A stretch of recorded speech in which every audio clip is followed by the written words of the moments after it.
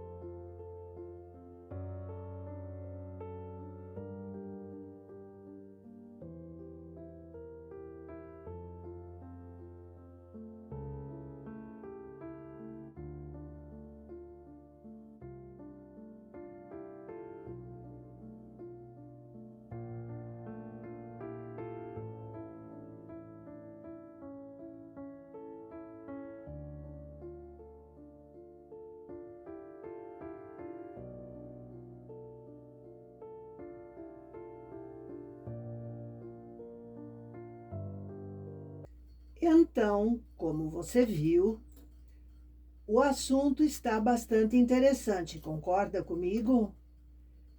Então, gente, anote essas informações todas, porque elas são importantes e você vai precisar delas. Sempre tenha em mente que a sua cliente vai ver vitrines, vai pesquisar na internet. Aliás, se você faz tricô para fora, coloque no seu Facebook, onde você quiser, né? Se você tiver site, coloque algumas fotos das roupas que você tece, sempre pode ser interessante. Então, tudo isso visto, certo? Nós já estamos com as primeiras informações, e isso é importante para a gente se organizar, né? E assim, eu espero que esteja contribuindo para a preparação para o próximo ano já. Então, fica aqui o meu imenso abraço e até a próxima.